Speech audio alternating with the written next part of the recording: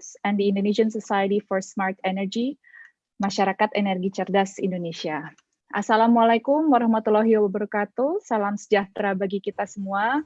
Shalom, Namo Buddhaya, Om Swastiastu. My name is Adhityani Putri. I'm the Secretary General of the Indonesian Society for Smart Energy, along with my colleague Irwanda Wisnu of the Fiscal Policy Office, Ministry of Finance. We will be your moderator for today's session. Indonesia has an ambitious target to reach 23% of renewables in its energy mix by 2025. The Indonesian government has been looking at the development of utility-scale solar energy projects as a way to accelerate its pace or renewable energy deployment into the system. One of them is the development of what would be the largest solar farm on the island of Sumba in the eastern part of Indonesia. However, a sizable amount of investment would be required in order to be able to tap into the 20,000 megawatt solar energy potential of Sumba Island. The Ministry of Energy and Mineral Resources has said that achieving the target by 2025 would require an investment in the scale of $37 billion US. Of course, COVID-19 has laid out some additional challenges to achieving that target, but we should not lose hope.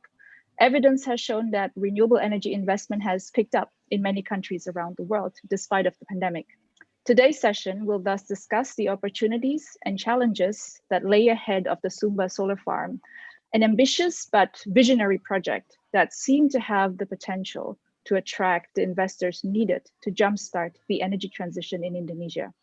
But what are some of the regulatory and technical challenges that would need to be addressed in order to make this vision happen? This is what we are going to discuss today. So we are indeed very fortunate to have a brilliant lineup of speakers, all experts in their respective fields. We will be hearing from Mr. Chrisnawan Anditya, Director for various new energy and renewable energy of the Ministry of Energy and Mineral Resources, Yalim Ozilhan, the Southeast Asian Director of EDF Renewables, and Daniel Mallo, Head of Natural Resources and Infrastructure, Asia Pacific of Societe Generale.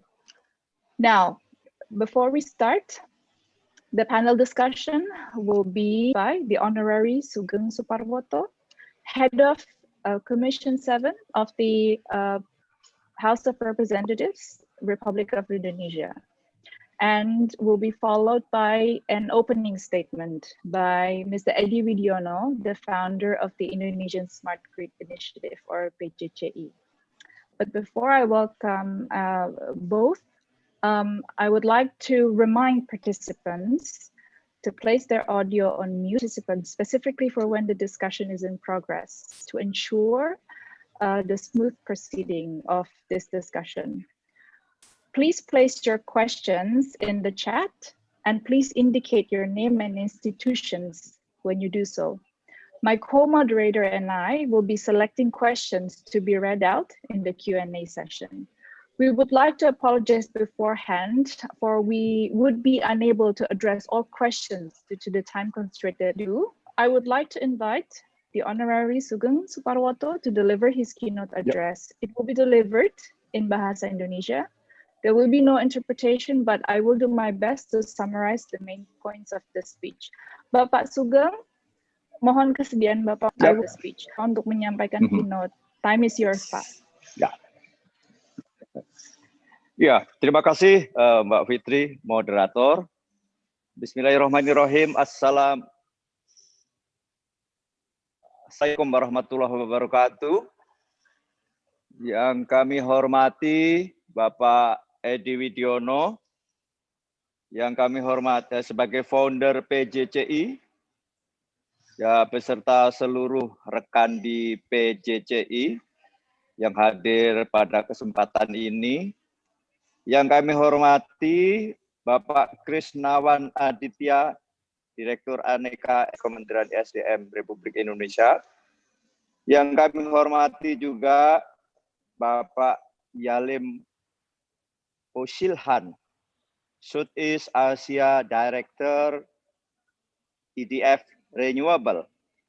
Yang kami hormati Bapak Daniel Mallo, Managing Director, Head of Natural Resource and Infrastructure Asia Pasifik. Itu yang kami hormati moderator serta semua peserta webinar yang berbahagia.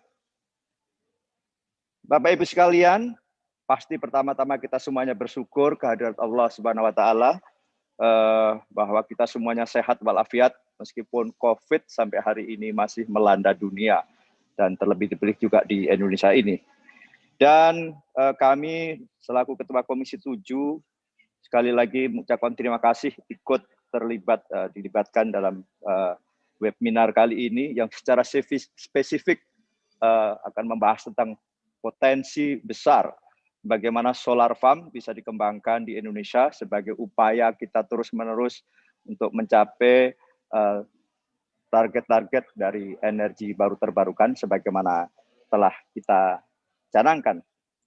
Dan dalam sudut pandang diskusi kali ini juga pastinya segala masukan, pikiran-pikiran menyangkut aspek-aspek teknis, aspek-aspek non-teknis, aspek-aspek finansial dalam konteks investasi dan kaitannya bagi pertumbuhan ekonomi di Indonesia sudah barang tentu menjadi juga concern kita semuanya. Sebagaimana kita ketahui, pasca COVID ini Indonesia membutuhkan sebuah upaya bagaimana bangkit dari pasca COVID sehingga nanti kita akan dapat sebagai negara yang bangkit dari COVID. Salah satunya kita semua tahu adalah memerlukan investasi.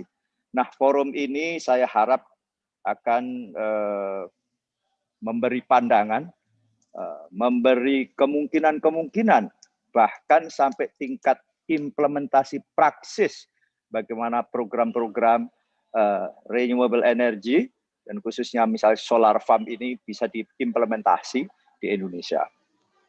Sebagai latar belakang, dari penyusunan RUU Undang-Undang Energi Baru Terbarukan yang terus-menerus dan saat hari ini sudah memasuki tahap draft Undang-Undang Energi Baru Terbarukan draft 3 yakni tanggal 20 Januari yang lalu. Nah, kami sendiri di Komisi 7 sangat mendorong bagaimana upaya terus-menerus energi baru terbarukan menjadi bisa kita realisasikan sesegera mungkin. Sebagaimana dalam RUEN, dalam kebijakan energi nasional jelas di tahun 2025 kita ingin mencapai tahapan sampai 23%, di mana di situ ada minyak kurang lebih 25%, gas 22%, dan batu bara 30%. Nah, inilah yang menjadi target, karena sebagaimana kita pahami bersama, saya selaku Ketua Komisi 7 selalu mengingatkan di mana-mana bahwa pemerintah Indonesia telah menandatangani Paris Agreement dan sudah diratifikasi menjadi Undang-Undang Nomor 16 di tahun 2016, sehingga istilahnya no point to return kita untuk terus mengembangkan energi baru terbarukan di tengah-tengah tuntutan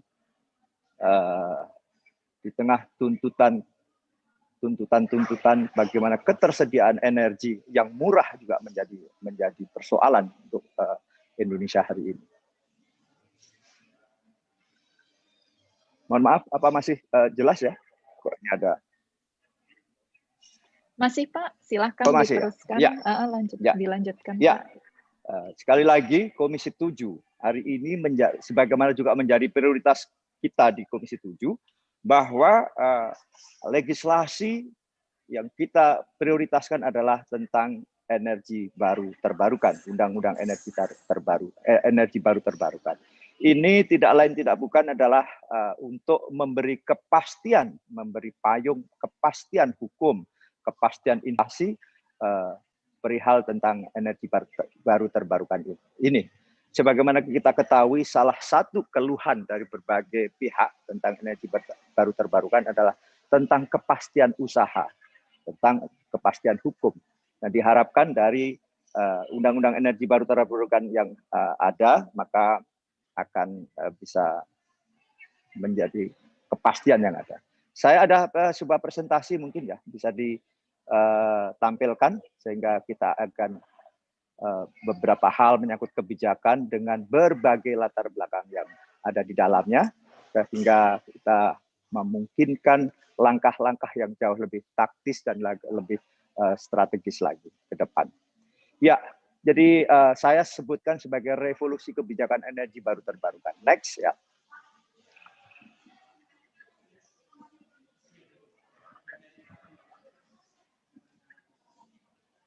Ya, next Mbak. Selanjutnya. Nah, kenapa disebut revolusi? Karena memang ini memerlukan terobosan-terobosan yang luar biasa tentang energi baru terbarukan. Next selanjutnya. Mbak Nisma, ya, screen-nya belum berpindah. Ya. Oh ya, sudah. Oh ya. Nah, inilah sebagaimana saya sebut tadi, Paris Agreement saya ini sudah menjadi pengetahuan semua di tahun 2050 dengan komposisi yang juga sangat jelas bahwa energi baru terbarukan mencapai 31%, batu bara 25%, gas bumi kurang lebih 24%, dan minyak atau minyak bumi 20%. Saya kira ini menjadi dasar kita semuanya, dan ini sudah dirumuskan secara jelas. Dan ini memang harus terus-menerus kita ungkapkan berulang-ulang, mengingat berbagai hal yang kadang-kadang tarik-menarik kepentingan terkadang membuat komitmen ini sering-sering apalah istilahnya, ada yang mau meninjau ulang dan sebagainya. Tapi bagi kami di Komisi 7 jelas bahwa semuanya ini harus dilaksanakan secara baik. Kecuali seorang presiden hari ini telah menyatakan surrender terhadap ini semuanya.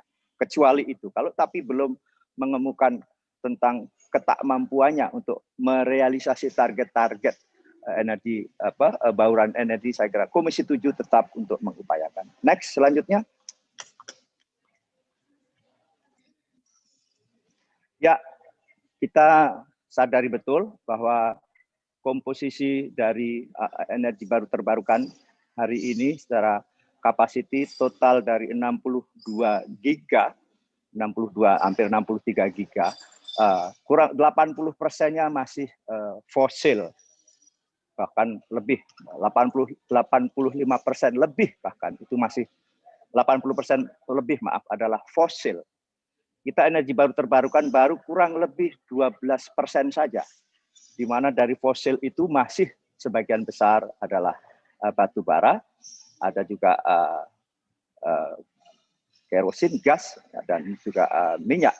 Nah, inilah yang menjadi tantangan kita semuanya, bagaimana men-switch, karena faktanya energi fosil telah menjadi problem juga di Indonesia, sebagaimana kita ketahui, dari sisi reserve juga sudah mulai berkurang, sementara konsumsi terus naik, maka sudah juga mengganggu dari aspek ekonomi misalnya, jadi sisi neraca perdagangan kita.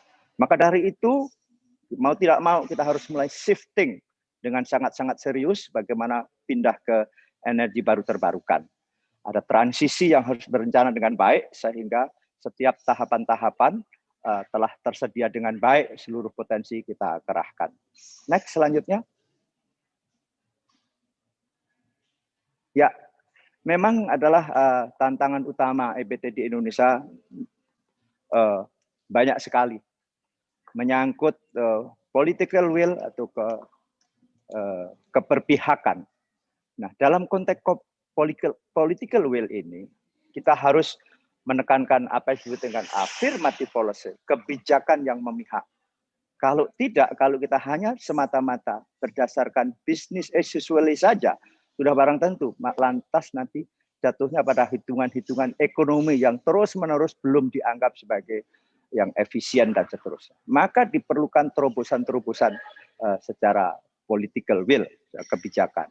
Mengingat masih ada dominasi pasar dan juga menyangkut infrastruktur, ketersediaan infrastruktur yang terbatas, dan sudah barang tentu juga menyangkut tentang investasi yang masih terhambat. Saya kira itu sekali lagi dari aspek ini semuanya memerlukan political will dan keberpihakan kita semuanya terhadap energi baru terbarukan. Dan jelas bagi Komisi 7, sebagaimana sering kita tekankan berulang-ulang, no point to return, kita harus masuk. Karena kita sebagai negara yang menjunjung tinggi konstitusi, lagi-lagi Paris Agreement telah diratifikasi menjadi Undang-Undang Nomor 16 Tahun 2016, maka kita harus laksanakan undang-undang itu. Maka itu diperlukan political will yang kuat dan keperpihakan atau affirmative policy, kebijakan yang memihak. Next, selanjutnya. Ya, jadi seperti tadi, bagaimana progres RUU sudah saya jelaskan secara sekilas bahwa menjadi prioritas prolegnas di tahun 2021 ini, di mana naskah akademik dan draft RUU energi baru terbarukan telah disiapkan oleh Komisi 7 dan draft terakhir pertanggal 26 Januari yang lalu. Dari berbagai pihak termasuk PJCI ini juga telah memberi masukan tentang RUU energi baru terbarukan ini. Nah, juga Komisi 7 sudah melakukan serangkaian audiensi, diskusi terbuka melalui RDPU, seminar dan webinar dalam menjaring masukan untuk menyempurnakan RUU dan dari berbagai pihak. Di antaranya dari BUMN seperti Pertamina, PLN, PJCI, perguruan tinggi seperti UGM, ITB, Universitas Indonesia, dan perkumpulan-perkumpulan seperti METI, Koalisi Perempuan Indonesia, Masyarakat Kelistrikan Indonesia, dan juga pihak swasta seperti Kadin, dan juga perwakilan negara sahabat seperti Uni Eropa dan juga ASEAN. Intinya adalah kami ingin menjaring seluas-luasnya ide gagasan tentang berbagai masalah tentang energi baru terbarukan, dan dari itu semuanya untuk bagaimana undang-undang energi baru terbarukan nantinya dapat betul-betul memenuhi harapan semua pihak. Yang intinya adalah memberi environment bagi tata kelola atau tata usaha energi baru terbarukan, dan terlebih lagi dari itu adalah tentang kepastian hukum, kepastian usaha, dan lain-lain. Next, selanjutnya. Ya, jadi poin penting dalam Undang-Undang Energi Baru Terbarukan ini adalah pelibatan nuklir dalam Undang-Undang EBT. Meskipun ini telah atau masih menjadi draft ya, dan perdebatan tetap kami tampung. Ada satu pihak yang menyatakan tidak perlu, tapi ada sisi lain yang menyatakan perlunya nuklir masuk dalam energi baru terbarukan. Kita juga di situ ada perlunya semacam lembaga, ada perizinan dan badan usaha.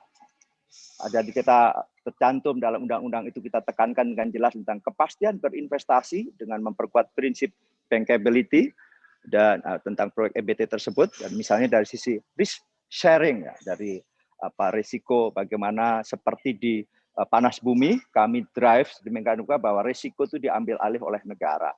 Dalam tahun anggaran APBN 2021 ini ada untuk eksplorasi di panas bumi misalnya. Yang ini sekali lagi segala risiko, baik risiko lingkungan, risiko sosial, dan risiko investasi di panas bumi ini kali ini meskipun belum memadai sebagaimana diharapkan, tetapi negara telah mengambil alih, sehingga nanti investasi di panas bumi sebagai salah satu energi baru terbarukan, investor telah secara proven mendapatkan data-data yang valid sehingga ada kepastian-kepastian dalam hal kepastian usaha. Dan juga ada insentif dan pendanaan. Dan sudah berlangsung untuk juga menyangkut penyediaan bahan baku, pengelolaan lingkungan hidup, dan keselamatan kerja. Dan juga di RUU EBT ini ada menyangkut tentang penelitian dan pengembangan, dan juga pembinaan dan pengawasan serta partisipasi masyarakat. Nah, saya kira itu. Next, selanjutnya. Nah, jelas ya bahwa apa yang menjadi komitmen kita tidak lain dan tidak bukan, karena memang kita komitmen betul bahwa energi baru terbarukan untuk menurunkan emisi. Sebagaimana kita berkomitmen untuk menurunkan 29% sampai tahun 2030, yang itu ekuivalen kurang lebih atas prakarsa sendiri, itu kurang lebih 840 juta ton karbon, dan juga sampai tahun 2050 kita juga berkomitmen untuk mencegah agar suhu bumi tidak naik sampai 2%. Dan demikian juga tadi di tahun 2030 dengan prakarsa internasional, kerjasama internasional, kita berkomitmen menurunkan karbon 41%, ekuivalen kurang lebih 1,2 juta ton. Nah, dan demikian juga pengembangan energi baru terbarukan selain menurunkan emisi adalah menyerap tenaga kerja. Dan potensi di sini sungguh luar biasa, potensi EBT kurang lebih 443 giga, di mana kita sadar hari ini kita total masih kurang lebih 62,8 giga saja listrik kita. Artinya besar sekali potensi EBT. Dan juga dengan yang ada, sebagaimana saya kemukakan tadi, terlebih-lebih ini menjelang pasca COVID ini, kita memerlukan foreign direct investment. Menurut Bloomberg, ini ada kurang lebih 3 triliun US dollar investasi untuk new power generation sampai tahun 2050, dan ini secara global. Indonesia sudah barang tentu harus memanfaatkan ini menjadi investasi, foreign direct investment, dan sungguh-sungguh luar biasa. Dan juga bahkan menurut International Renewable Outlook tahun 2020 atau International Renewable Energy IRENA, energi bersih dapat juga meningkatkan keuntungan ekonomi 3 hingga 8 kali lipat. Nah, ini dengan skema-skema tertentu bahwa investasi di renewable energy ini bisa meningkatkan PDB atau produk domestik bruto, dan juga peningkatan ekonomi yang sangat-sangat signifikan, dan ini sangat-sangat dibutuhkan untuk Indonesia kali ini.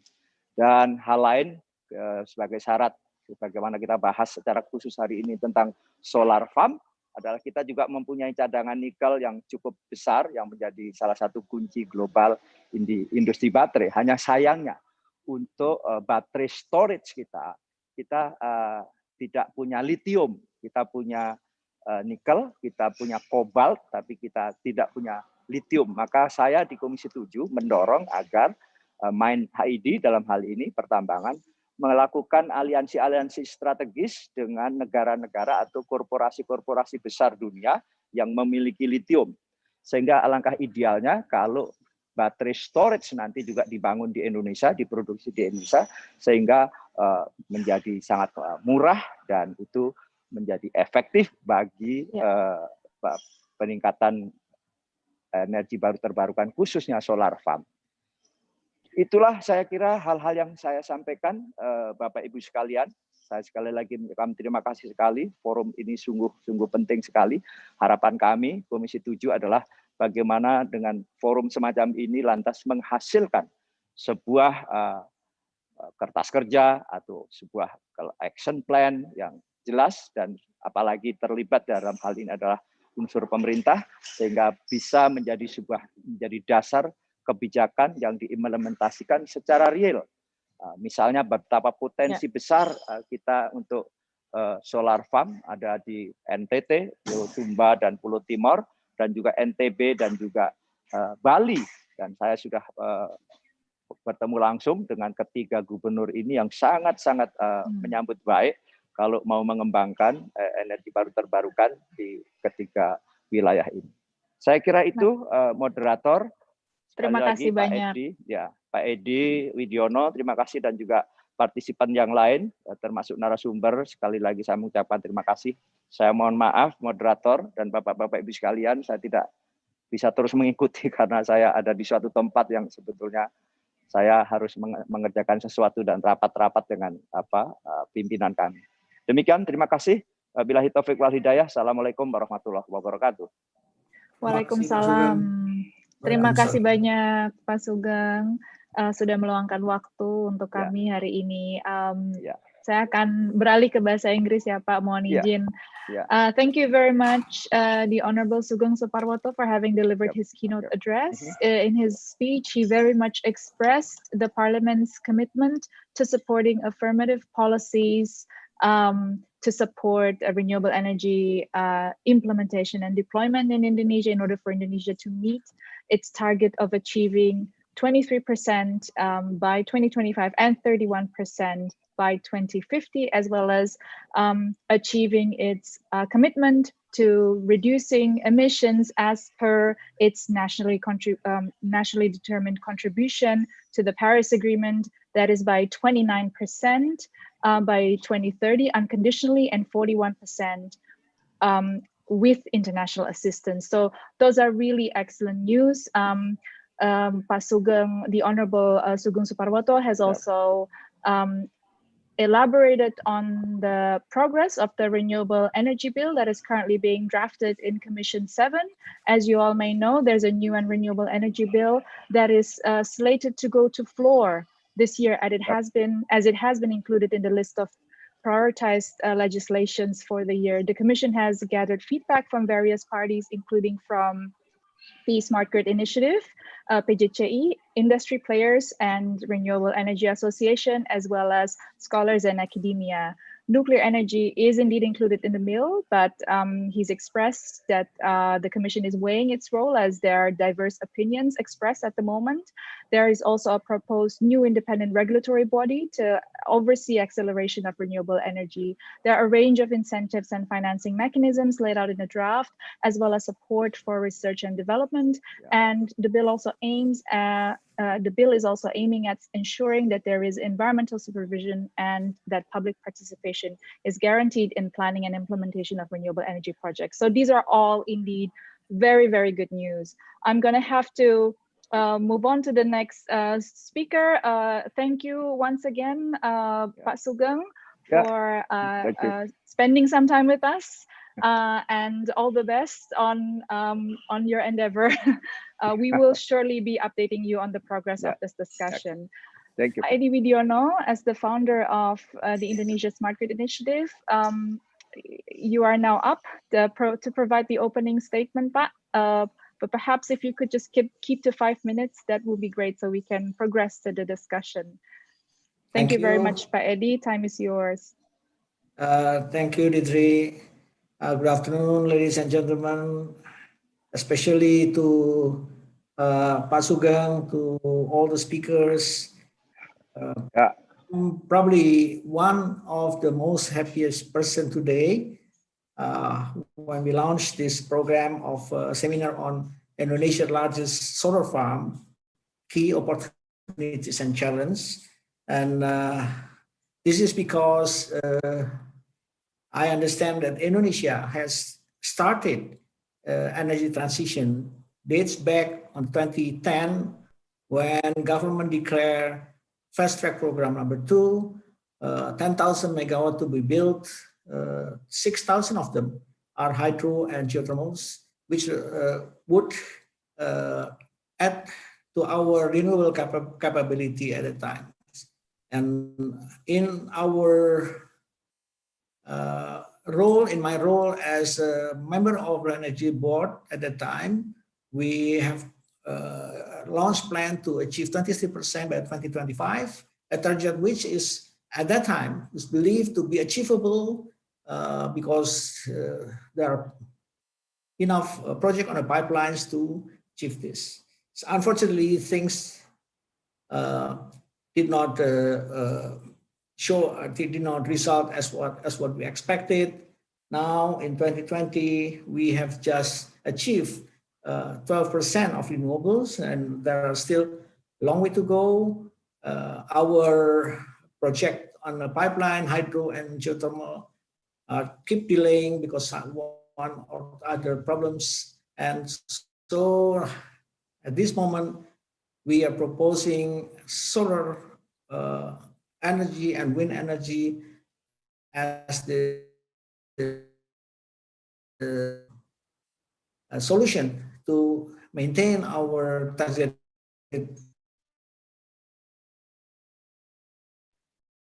Mohon maaf, Pak Edi, sepertinya terputus koneksinya.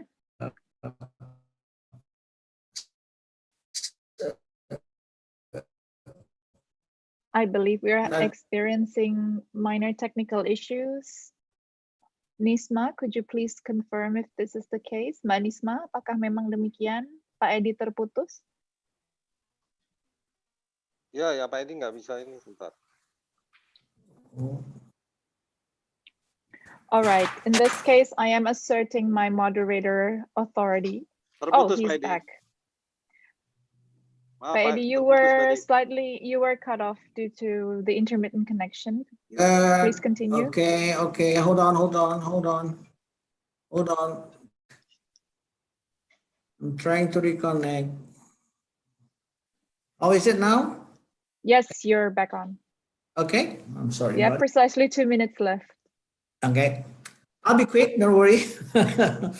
Okay, so the challenge now, amidst all the discussion and the struggle between fossil and renewables, PJCI has launched an out-of-box proposal by proposing a solar and HVDC combined project, which plan to develop 20,000 megawatt solar project in Sumba, transmitted through HVDC cable to Java. And why we choose Sumba? Firstly, because we know that one of the most difficult problems on developing a solar park is on land acquisition. And a solar park required land at the best price to be able to achieve a targeted price, which should be lower than coal electricity from coal plant. And in our proposal, Sumba, with a vast land and less inhabitant, probably in Sumba Island, not more than 500,000 people live there. A lot of irradiance. Sumba has currently 2,100 to 2,200 kilowatt hour per square meters annual production of energy from solar. And so the two main problems of solar, developing a solar gigawatt project is at least controllable because of this situation in Sumba. But actually, as what mentioned by Pak Sugeng, this project aimed to not only fulfill the commitment of Indonesia on Paris Agreement 2015, but also to speed up the economic recovery post COVID-19 by inviting a large foreign investment in an area where sustainability is a key concern. Yeah, and currently, at least with the type of project, solar park and HVDC transmission, currently it is they are projects that we considered as a green project with higher sustainability. The third intention to build this is to, of course, improve Sumba economy. Sumba is one of the poorest area in Indonesia, and politically it is always right to develop something to improve the economy of people in Sumba, and in general, especially in Sumba and generally in Nusa Tenggara Timur. The other reasons is because we understand that our industry in Java Island, which consume currently 70 billion kilowatt hours annually, can only be supplied around 8 to 10 billion kilowatt hour of renewables. While the challenge in the industry, as shown by the ever-growing growth of RE100 industry, probably will expect more of renewables to be provided by PLN. So existing industry and attracting new industry would need a sufficient supply of electricity from renewables. So all of this always come with a question, wouldn't it be a very expensive project to launch? How could we finance such a large project? And those questions are now evolving, and we're, of course, learning from developed countries, yeah, especially in this particular time. We learn from France, our friends, EDF, the same utility that was with PLN maybe 10, 15 years ago.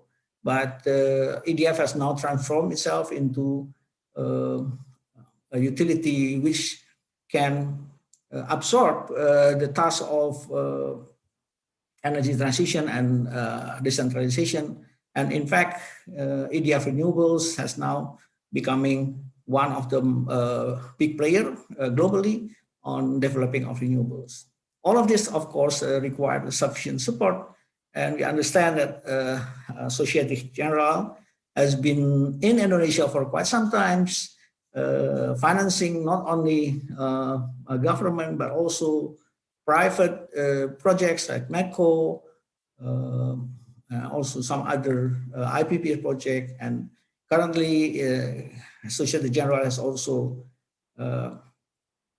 shown interest in renewables.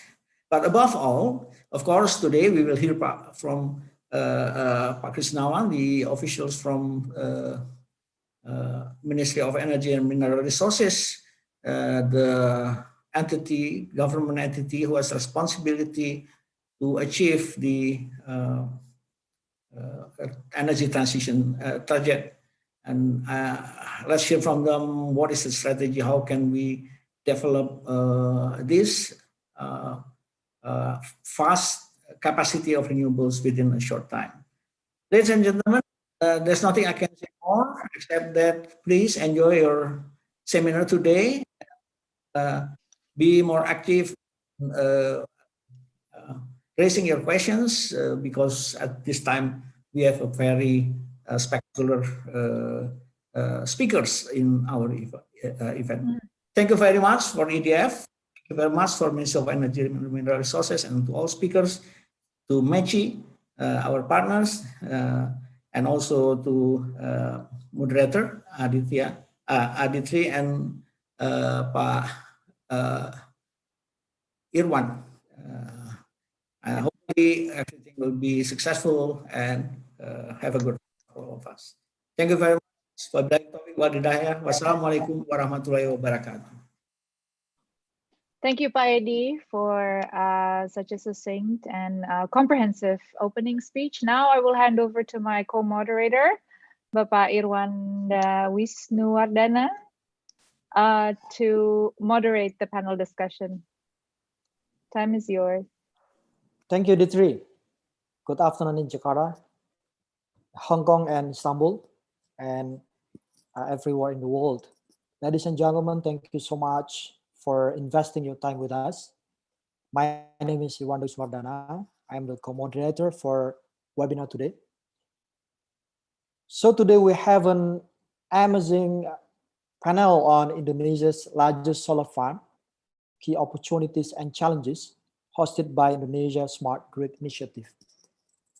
We'll be talking about business opportunities to investing in renewable energy in the largest country of Southeast Asia region.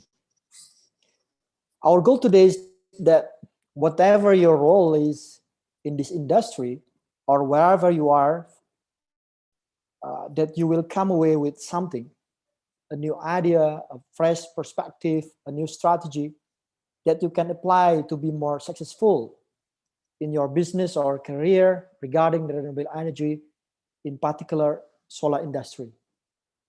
So the webinar format to give you an idea of what to expect. Firstly, I will take a few moments to introduce each of the panelists and tell a little bit about their background in this industry. Secondly, we'll invite 3 panelists to start their presentations that draw out some of the high-level agendas and ideas we should be thinking about. 20 minutes time will be given to each panelist equally. And then lastly, we'll open up to the floor to give you an opportunity to ask specific questions that you've been thinking about to help you navigate the upcoming opportunities and challenges of Indonesian's solar industry and to make you to be more successful in your business. So please write down your questions on the chat box and address to which panelists. Sound good, right? Okay, let's start with the panelist introductions.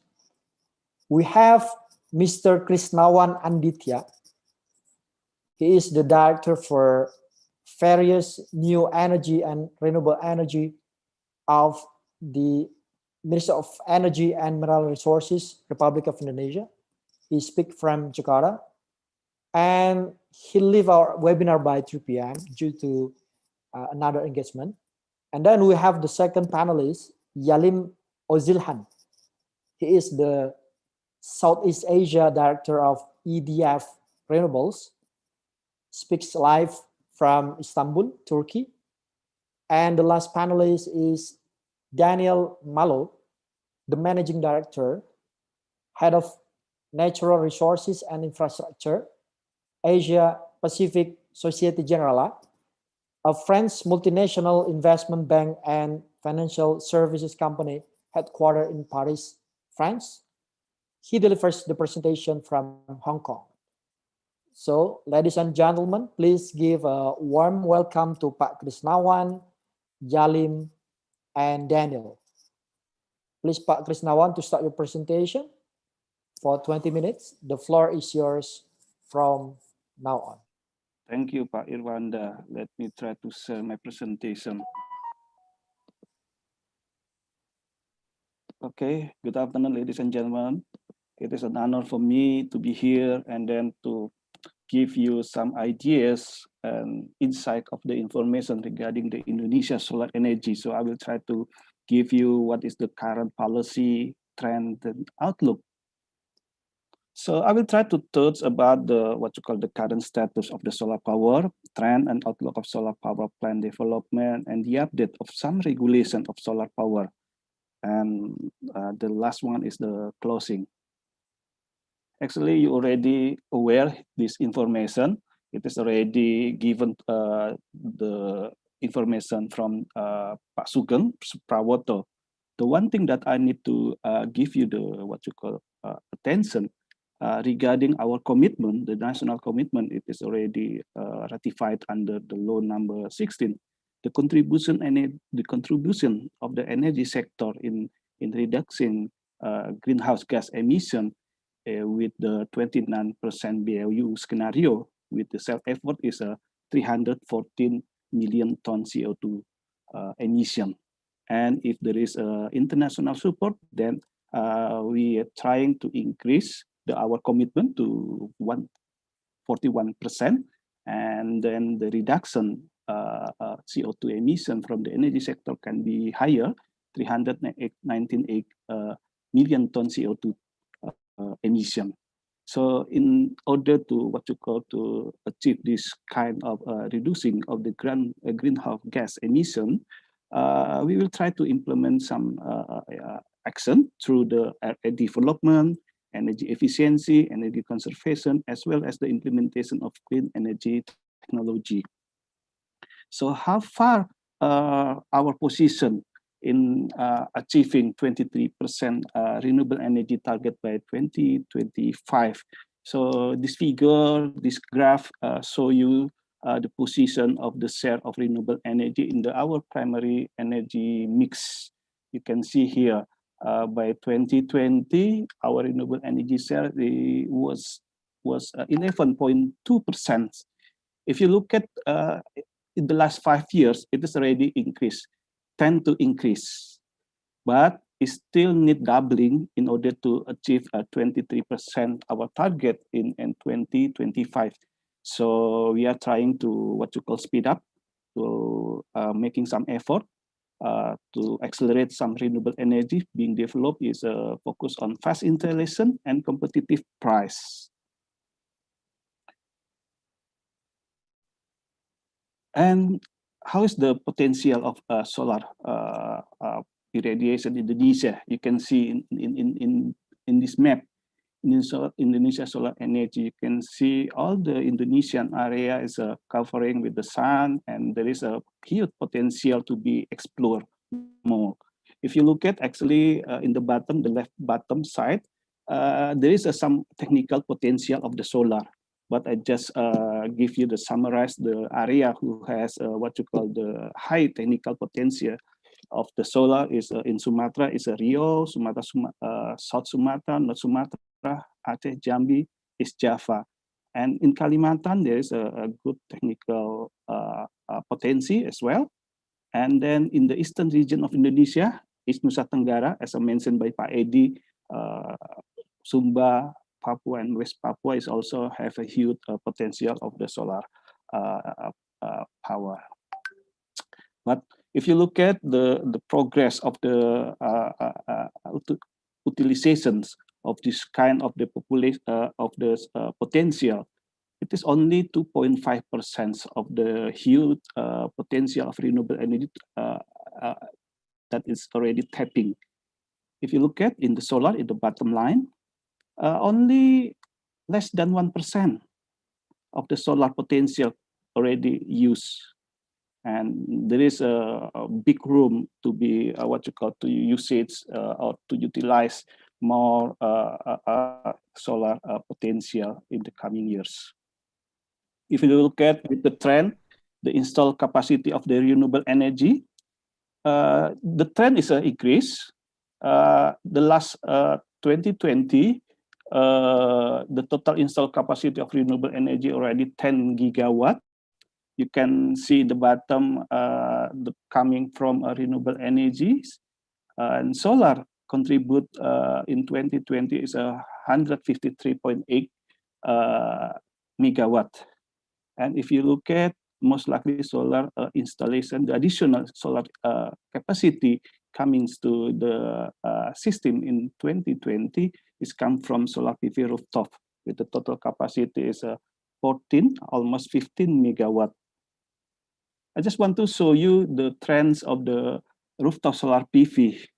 You can see how fast the development of the solar PV starting from January 18 until December 2020. Currently, the installed capacity was 21.4 megawatt, with the total numbers of customers is 3,007. You can see here, during the pandemic, the COVID-19 pandemic, even though starting from the March 2020, but the number of the installation of the rooftop solar PV is still increased, almost 1,000 customer. So as Pak Edi already mentioning that Indonesia now currently is being shifting into the energy transition. We are trying to what you call develop more renewable energy. So as a part to accelerate the new and renewable energy utilization, there are four pillars that we are now going to implement. First is primary final energy substitution by using the existing technology. So the technology is already there. We're just trying to use it. For example, B30 and co-firing, FDF utilization. And the second one, fossil primary energy conversion. This is need replacement of the or conversion the technology, the existing technology. This action will apply for diesel power plant and coal-fired power plant, replaced with the new and renewable power plant of biogas and pellet for cooking as well. And the third one, it is very what you call similar with our discussion today is addition capacity of new renewable energy power plant to meet the new demand will be focused on solar power. So why is the solar power? I will already mentioning the potential of solar irradiation in Indonesia is very huge. And later on, I will show you the other second reason. And the fourth one is non-electricity or non-biofuel utilization.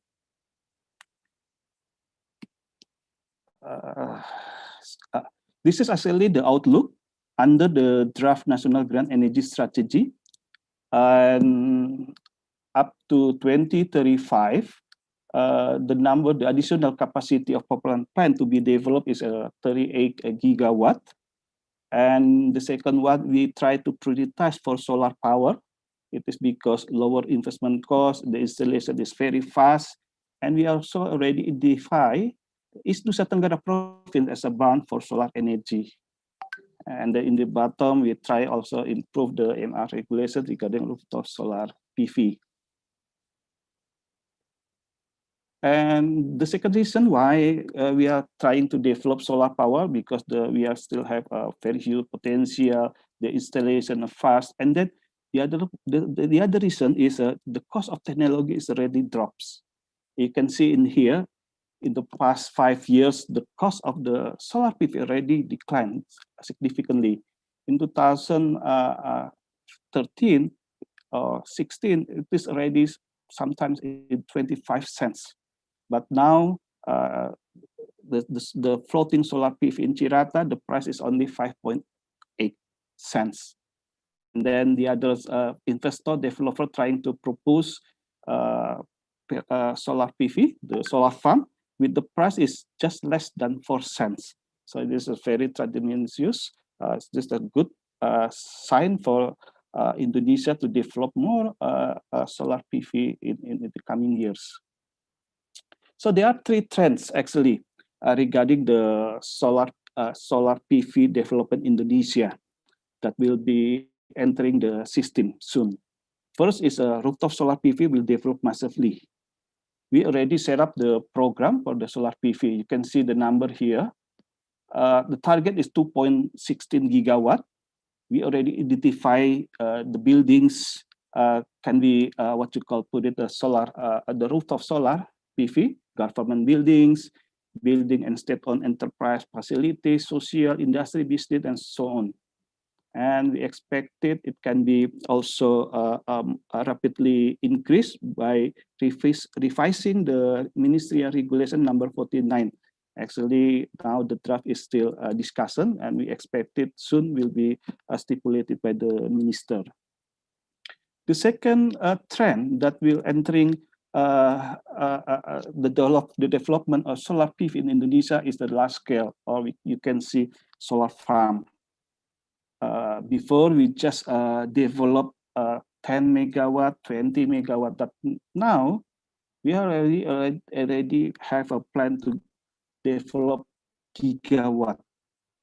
One of the solar farm to be developed, as Pak Edi mentioning, link with 500 kV interconnected to Java Island.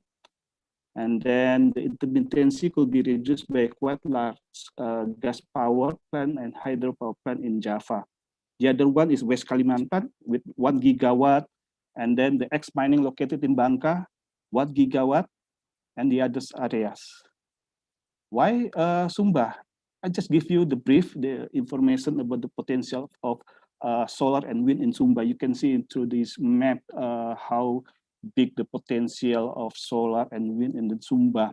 And the most important things is the commitment of the governor NTT to what you call to require about 50,000 hectares of land located in Sumba for develop a solar farm. And then the third one, the trends in solar PV development in Indonesia is a floating solar PV. You can see this is our first and largest floating solar PV in Asia, Cirata with the capacity 155 megawatt, and then the selling price is just very low, 5.8.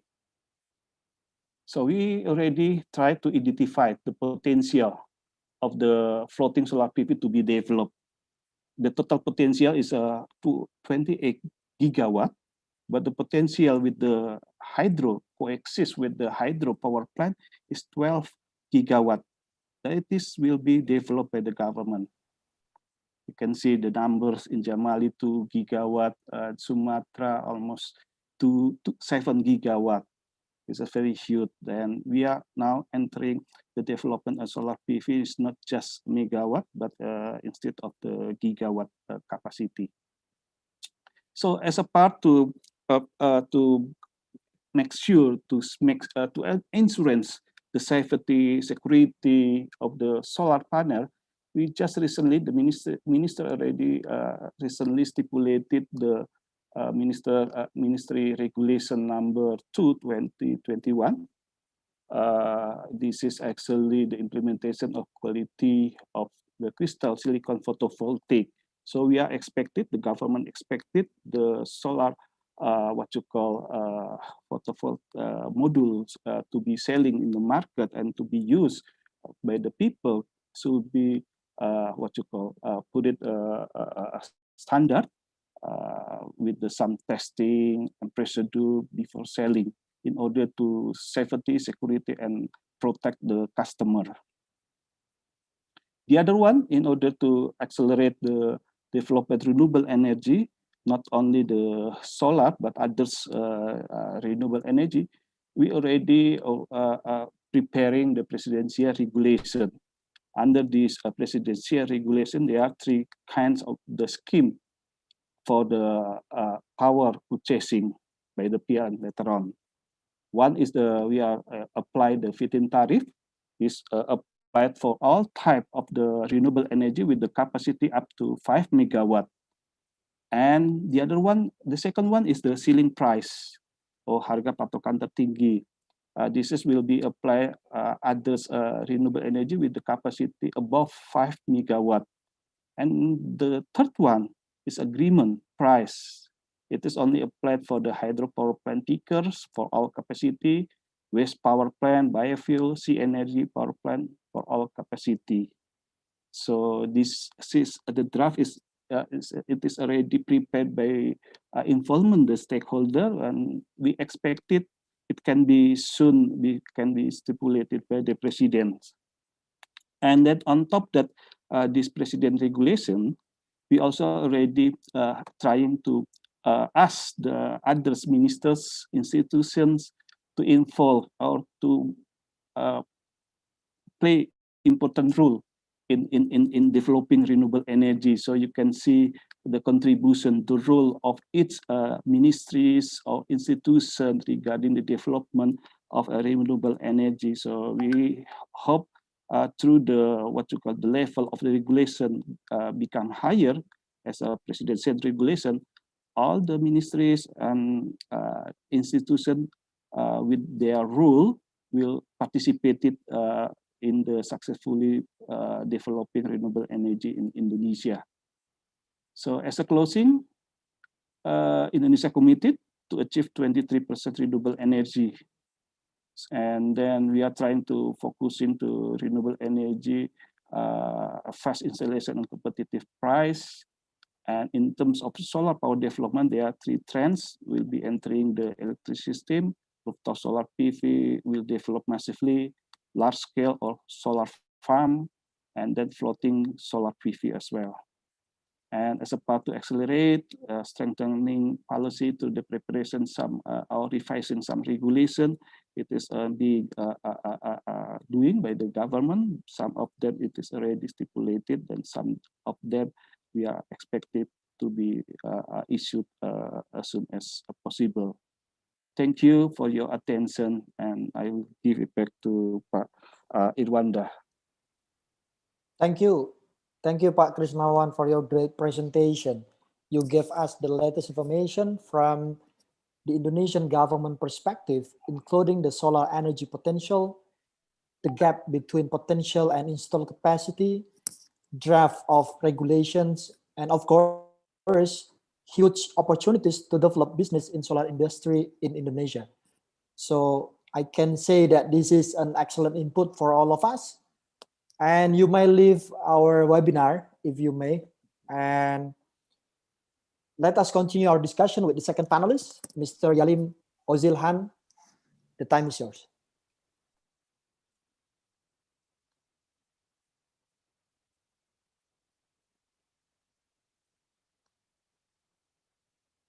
Yalim, you still mute, I guess.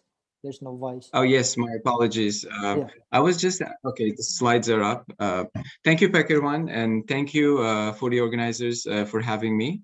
My name is Yalim Ozilhan, and I'm managing the Southeast Asia region for EDF Renewables. EDF Renewables is the renewable energy division of EDF, the French state-owned utility. Can we move on to the next slide, please?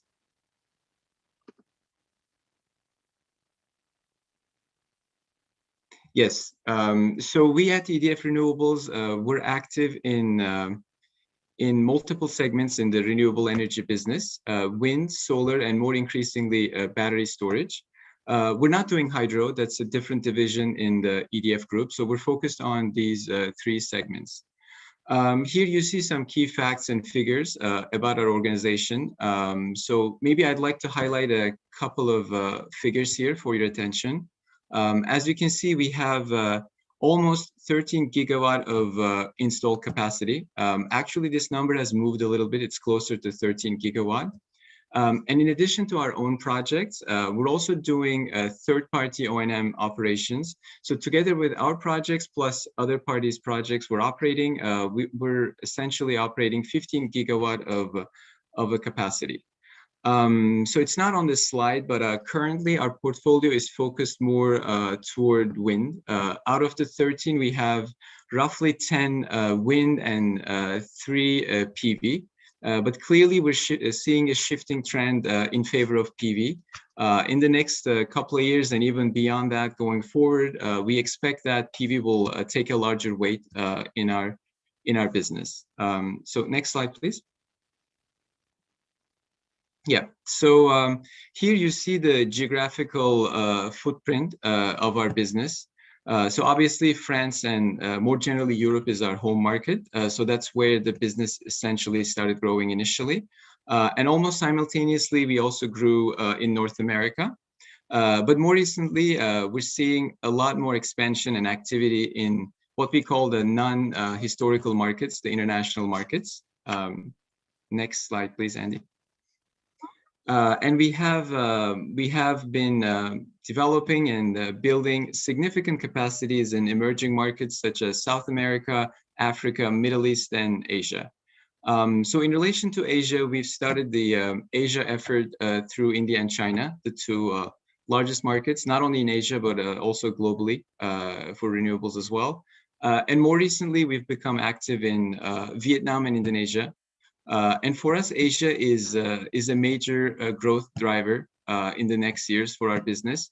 And we have a lot of expectations and ambitions in relation to Indonesia.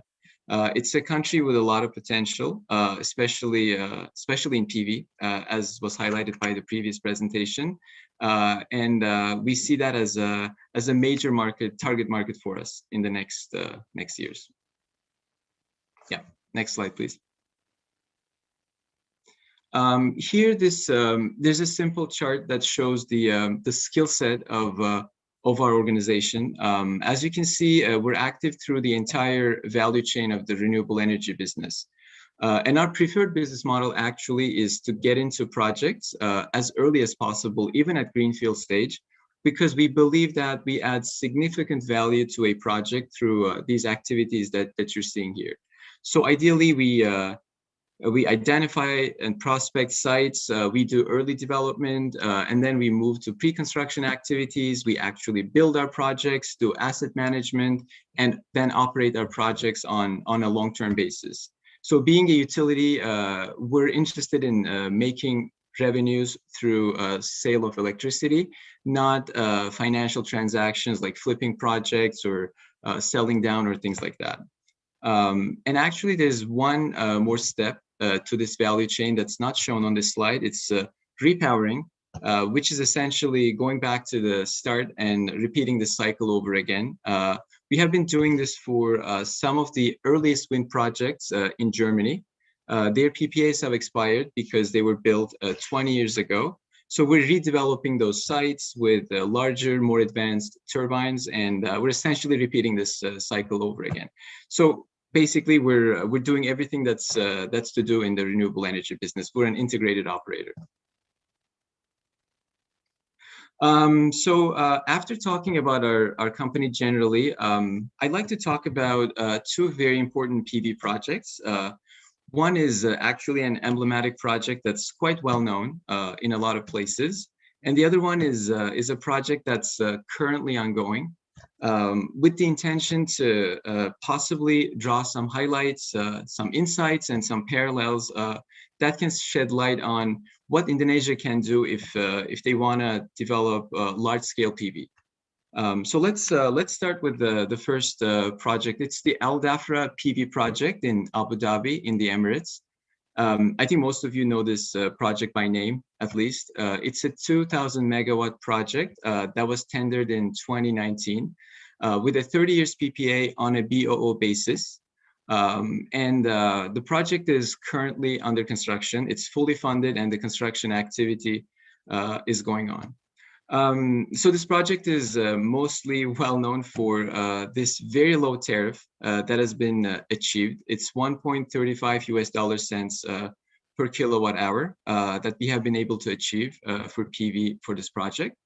For us, this is actually both a blessing and a bit of a curse, because every time we hold this project out as an example, this very low tariff sets a very high bar, or maybe a low bar, that is creating expectations. But so we usually, when we talk about this project, we put out there a few caveats explaining why we were able to achieve such a low cost of energy on this project, and why it's partially unique to this specific site, and also in an effort to highlight what certain things that were done on this project can be replicated in other projects in other parts of the world.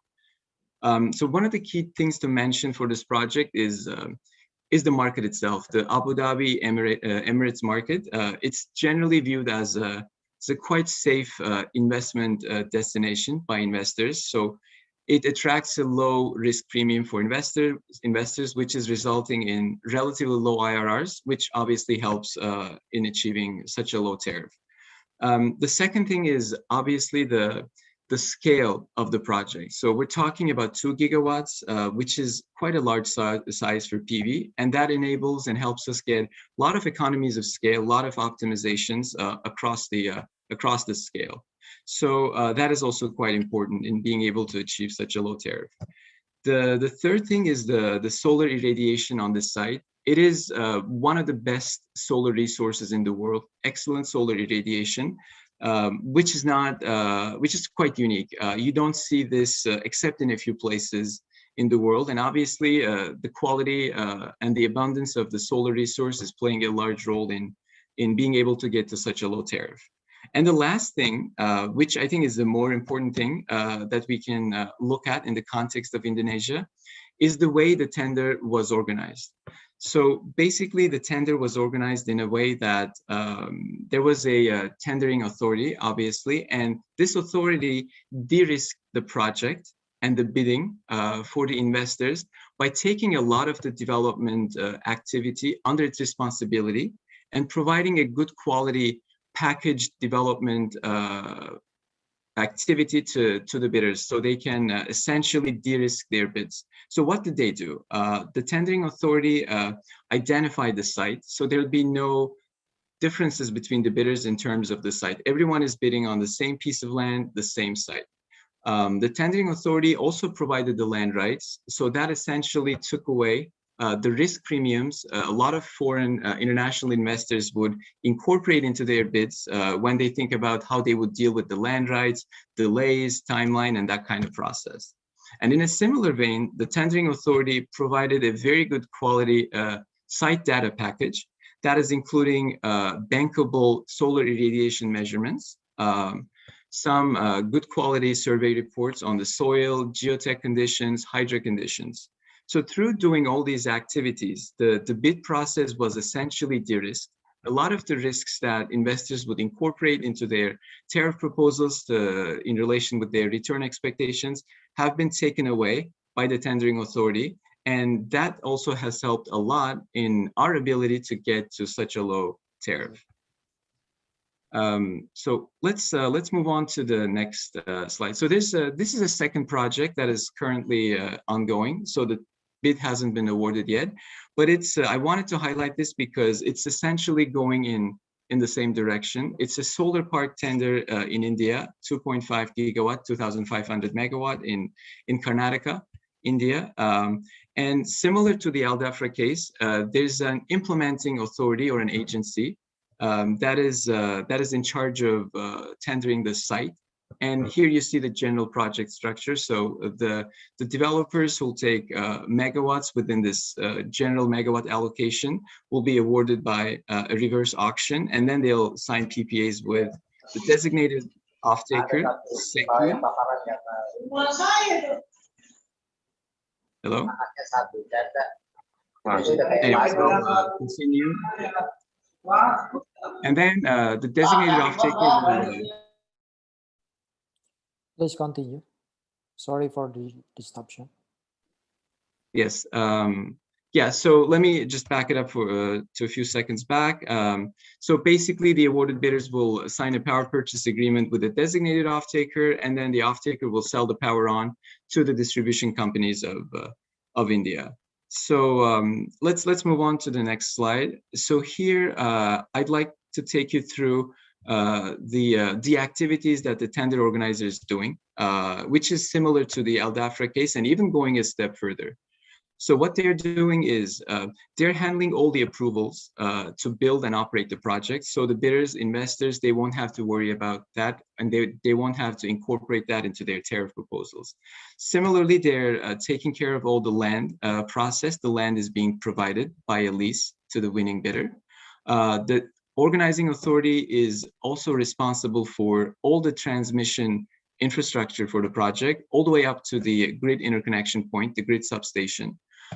They're taking care of all the infrastructure services on the site, roads, access roads, lighting, drainage, water access, everything that is necessary in terms of infrastructure on the site. And additionally, they're providing quality site data, irradiation measurements, soil reports, geotech, hydro surveys, all of which, as I've mentioned just earlier, help de-risk the project for bidders and investors. Let's keep going.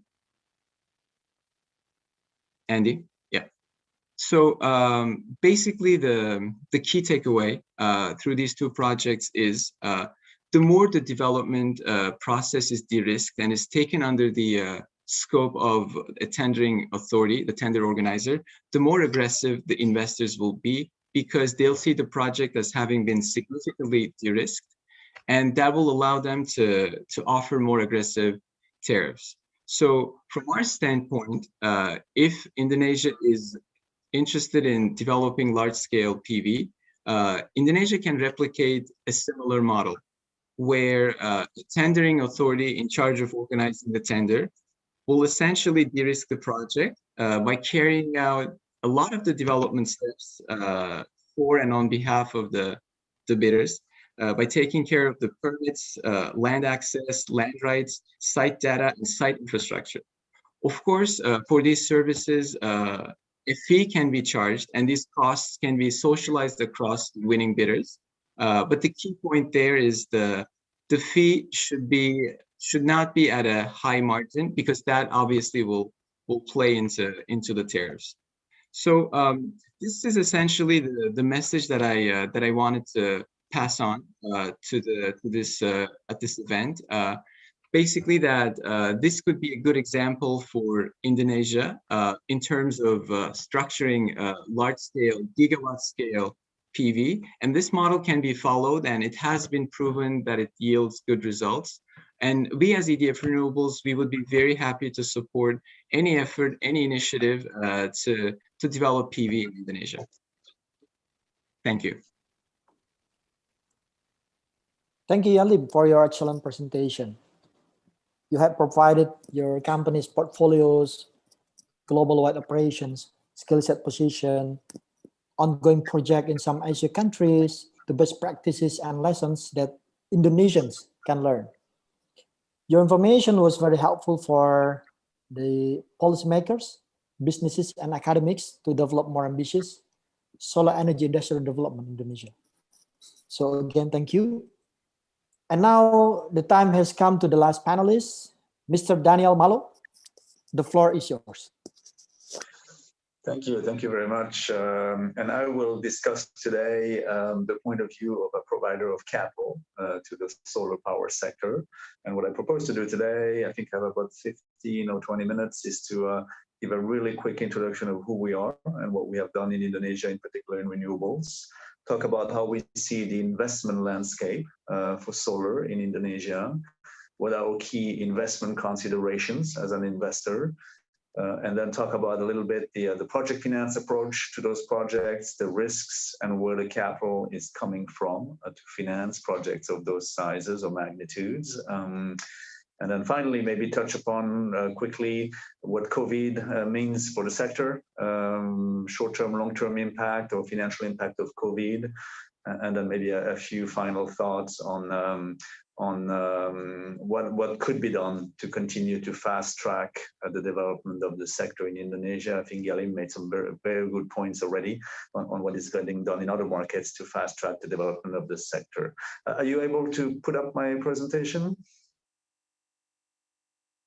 Please, the committee, help us. All right, thank you. Thank you, thank you. So very quickly, as a quick introduction, who we are on page 2. You know, we are a European bank that has been present in the region for 150 years now. I sit here in Hong Kong and run the energy finance business for the bank in the region, but we have an office in Jakarta and across the regions. And at the end, I will tell you a little bit what we've done in solar in a number of those markets.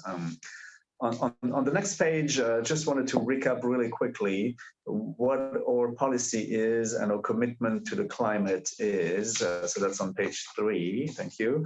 And as a financial institution, we strive to align ourselves with a 2-degree warming scenario. That's as a matter of policy. That's what we intend to do. And what do we mean by that? And how do we achieve that? So it's a combination of things that we do. And here in particular, item number 3, you know, we are committing to help raise more than 120 billion euros by 2023 for the energy transition generally. And that's a combination of helping issuers raise green bonds, but also deploying 20 billion euros into the renewable energy sector as an investor. We are trying to be at the forefront of innovation. So it's really supporting new renewable technologies, floating offshore wind, for example, battery storage, hydrogen. So we're looking to be at the forefront of innovation. So those are the things that we are doing. At the same time, there are things that we no longer do to align ourselves with that scenario, and that includes financing asset classes such as coal-fired power or coal mining, oil sands or Arctic oil. So that's a little bit how we position ourselves in that overall policy goal to align ourselves with a 2-degree scenario. If we zoom into Indonesia on the next page, we've been very active in Indonesia for quite some time, and I'm sorry it's maybe a little bit small, but this gives you a little bit of an example of our level of activity in Indonesia as a financial institution. And in particular, at the bottom right-hand side, that boxed-in section here shows 3 projects that we've been involved with in renewable energy in Indonesia. 2 hydropower projects, a project called Asahan, 180 megawatts in Sumatra, another hydro of 39 megawatts in Sumatra, and then a geothermal project called Sarura, 320 megawatts, which is, if not the largest, one of the largest in the world. So we've been investing or providing capital to the sector in Indonesia for some time. And then more recently, we have completed a financing for solar project that I will touch upon at the end of the presentation as an illustration a little bit of my talk here. So how do we see the landscape in Indonesia? On the next page, clearly Indonesia is accelerating its energy transition.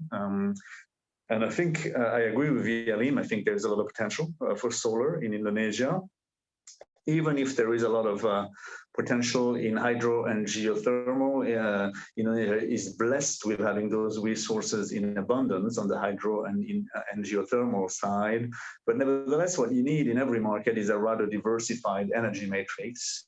And I think solar is starting from a low base.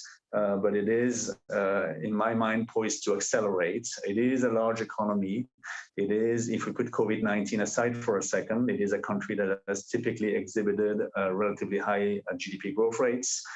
Demand for energy is outstripping GDP growth.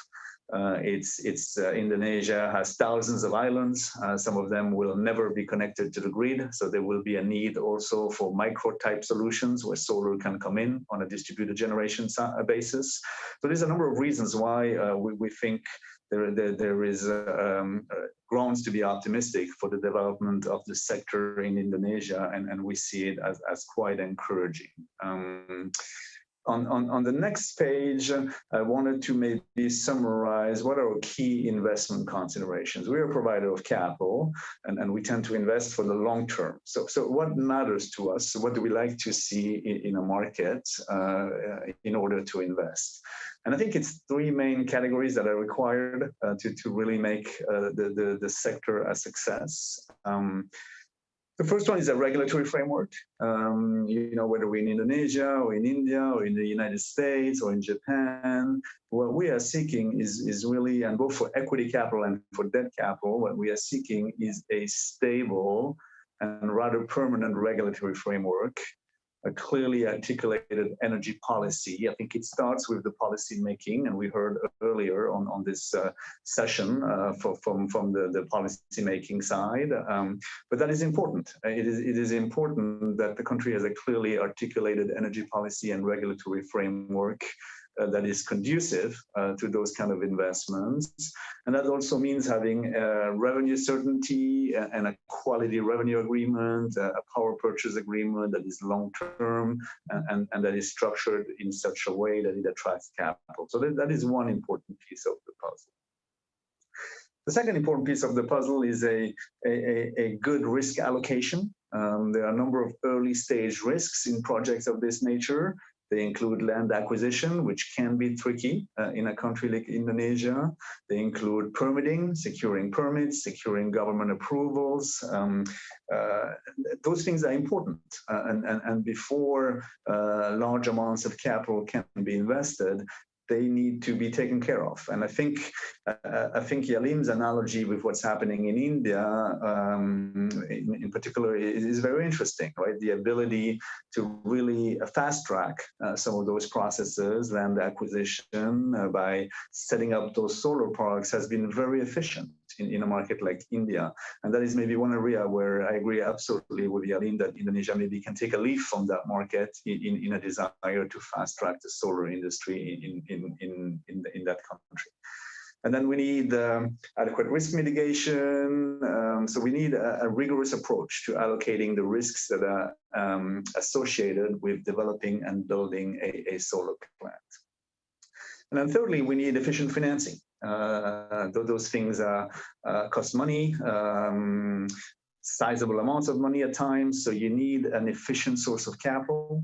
You need to optimize the cost of capital, both on the debt and on the equity side. Those assets are typically long-term assets. Economic life for some of those assets is now 25, 30, maybe sometimes a little bit longer than that. So having long-term efficient capital is important to make it a successful investment proposition. So a lot of the times, developers, clients, sponsors tend to turn to project finance to finance those assets. And I try to summarize on the next slide some of the reasons as to why they do that and why is project finance providing. So those are some of the attributes. So on the left-hand side, it is a form of financing that is non-recourse to project sponsors. So it reduces a little bit the corporate financing burden. It's not on a developer's balance sheet, so it gives them a bit extra firepower without burdening the balance sheet. On the right-hand side, it can typically allow you to achieve higher leverage, longer term, longer tenor. The corporate financing horizon is typically 3-5 years, not much longer than that. Again, that's not always ideal for long-term assets. On the project finance market, you can achieve 10, 15, 18 years. So it's sometimes better suited. And then at the bottom, it is oftentimes a good way to reconcile partners. A lot of those projects are developed by partners. And those partners can have different objectives, different credit profiles. So having a unified financing structure that bridges those differences can be quite helpful. The next page, I might actually skip it in the interest of time and move to page 9, which is really talk about the risks. So page 9, page after that, please, is the risks that investors are looking at. So I try to summarize them here and how do we address them. So the key risks are, construction, operating, environmental and social impact, very important these days. And people should not lose sight of the fact that even a renewable energy project can have a meaningful environmental and social impact, and it must be managed in the right way. The resource is of course very important. The offtake risk, the political and regulatory risk, and finally the financial risks.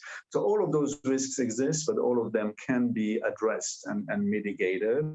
Construction risk can be mitigated through adequate construction contracts, good contractors, experienced credit-worthy contractors that provide some level of liability or liquidated damages. That's fairly common in the sector. Operating risk, you need a strong operator with a good track record. It's actually a relatively low risk in the greater scheme of things. Environmental and social, as I said, very important. So that needs to be tackled. There is an impact. There can be an impact on flora, on fauna that needs to be addressed. Mitigation approaches and other matters need to be addressed. Compliance with all environmental laws and regulations is of paramount importance to attract capital. So those are some of the key risks that the investors are focusing on. But I'd like to maybe spend more time on what are the sources of capital. Where do you find the capital, the financing? And on the next page, I try to summarize the key sources of capital that are out there and that are available for the sector.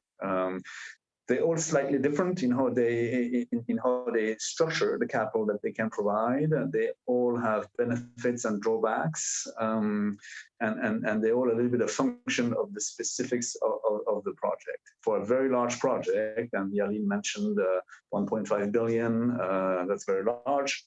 So in those kind of situations, you might have to access more than one source of capital. You might need a group of banks on the one hand, but maybe complement that with an export credit agency. For smaller projects, and I'll talk about one a little bit later, you could probably concentrate on a single source of capital or even a single lender in some of those situations. But here are the main sources. So what I call the ECAs, which are export credit agencies, they're a very valuable source of financing, especially for a market like Indonesia. They're very experienced in that market. They can provide long-term financing, up to 14 years or sometimes longer on the untied format. They can provide additional capacity in the bank market. They work well alongside banks, and then they can be a liquidity enhancer. So they're very suitable especially for very large projects. On the right-hand side, at the other end of the page, it's the banks. Clearly, a number of the banks are focusing on renewables, on the energy transition, and are seeking to deploy more capital in that sector. So that is very positive news for developers because the availability of capital is high generally. And I'll come back in a minute about what happened during COVID and how the sector was impacted. So that is a market that's well accustomed to renewables, can take construction risk, is relatively flexible. In the middle, two other sources of capital. One is what I call the multilateral agencies. Those are institutions like the International Finance Corporation or the Asian Development Bank or the Asian Infrastructure Investment Bank. So those are supranational lenders. They have typically been active in Indonesia and in the sector. They are a valuable source of capital. Again, they can complement the banks and they can work hand in hand with the banks. And then finally, the project bonds, which is a little bit more untested, especially for a market like Indonesia. But as the industry grows, as the projects become bigger, as some of those projects become operational, they're a great source of long-term capital. They like long maturities, 20, 25 years. So they can be a great source to refinance projects over the long term. Maybe two more things before I yield to the Q&A session. So on page 11, just a really quick discussion around COVID, which we have been living through. On page 11, that's right, that we have been living through for almost a year now, or actually a little over a year out here in Hong Kong. So what are the impact of COVID on this sector? And to me, it's three categories. It's short-term considerations, longer-term impact, and impact on financing sources. What have we seen at the peak of the crisis, which for me is really the second quarter probably of last year? We've seen some disruption. We've seen disruption in the ability to source electrical equipment. We've seen disruption in the ability to dispatch construction crews and get projects built. We've seen disruption around force majeure events and potential concern around sunset dates in commercial contracts. So there has been a short-term impact. I would argue that has normalized to a large extent and in most markets. To me, the longer-term impact are more worthy of discussion, and to me, it's all about the recovery in demand. We have had demand for power drop in a number of markets, in Malaysia, in Indonesia, in North Asia, and the question really then becomes twofold. Firstly, how quickly and how fully will the demand recover as some of those economies start to grow again and get out of lockdown? There are some early indications that are positive out of North Asia. If we look at places like Hebei province in China or South Korea that have gone to lockdown early, demand has recovered quite nicely. I'm hoping we will see the same pattern in Indonesia and in other parts. But then more importantly, how will that disruption in demand impact tendering strategies? Everything in the sector in Indonesia revolves around PLN tendering and attributing PPAs. So that could have a disruptive impact a little bit if PLN reassesses its strategy or defers tenders. So I'm hoping that this will not lead to potential delays in investment in the sector. And then finally, the impact on the financing side, and I think that is really good news in the sense that even at the peak of the crisis, which again I would position at during the second quarter or early third quarter of last year, we have seen capital remain readily available for the energy sector, for the renewable energy sector. I think that's probably been the one pocket in the market where capital has continued to flow, and projects have closed financing in April, in May, in June of last year. Other segments of the market have been a lot more impacted where capital dried up. But for renewables, we have seen liquidity remain readily available, which is a very encouraging sign, I think, for the prospects of that sector. And then in conclusion, I'll just jump to page 13. To illustrate this a little bit. So this is a transaction that we actually closed at the peak of the disruption in April of last year. It's two projects, 14 megawatts in Sulawesi and 8 megawatts in Lombok, two solar projects developed by a company called Renewable Energy. We provided the debt financing for those projects, and that made us really the first international commercial bank to finance the solar market in Indonesia. It's a long-term financing, so it goes back to what I said earlier about the need to have a long-term stable capital structure around those projects. So it is relatively modest in size for now, 14 and 8, 22 megawatts total, but it is a good template to demonstrate that there is capital available for those projects, those kind of projects, solar power projects in Indonesia with long-term offtake contracts with PLN, and that ourselves and a number of our peers are very excited about the prospect of the market. Chrisnawan was talking about Cerdas. That is a project, Cerdas floating solar in Sumatra. That is a project we're currently involved in also on the financing side. So I will leave it at that in conclusion, and I'm happy to take questions during the upcoming session. Thank you very much. Thank you, Daniel, for your great presentation. So you have informed us on your company's engagement and concern in the renewable energy the global operations, the rationale for a project financing, and how the project financing is working. In addition, you elaborated the impact of COVID-19 pandemic on the solar energy industry. You made excellent points here.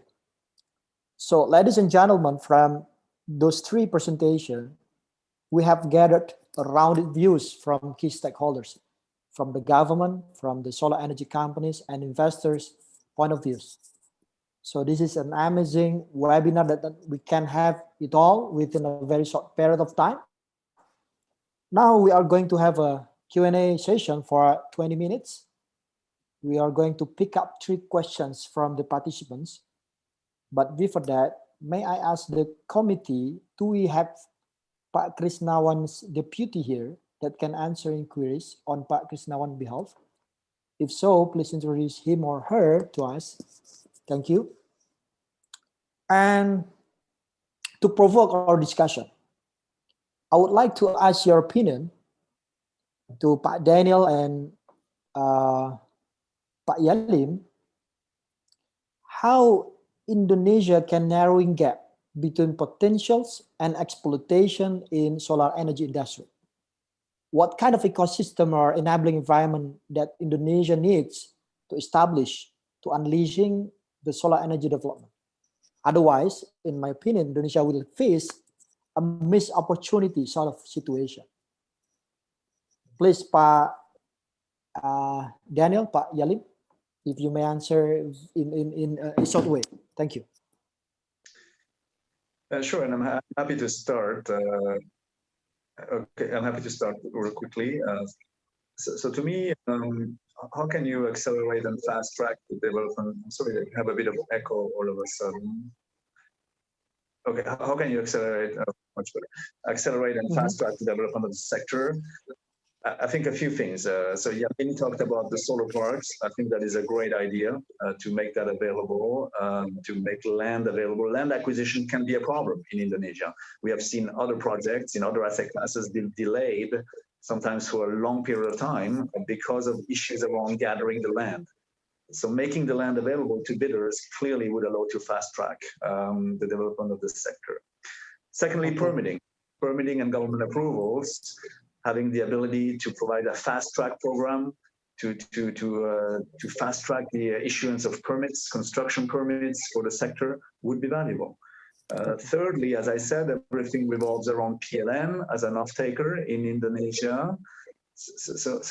And some of those bidding processes for the PPAs can be lengthy and costly. So again, the ability to provide a fast track process with PLN for solar in particular would also be valuable and attract capital. But I yield to Yalim, who has probably other additional thoughts. Thank you. Land acquisition, permits, and off-takers. Okay. Yalim, please.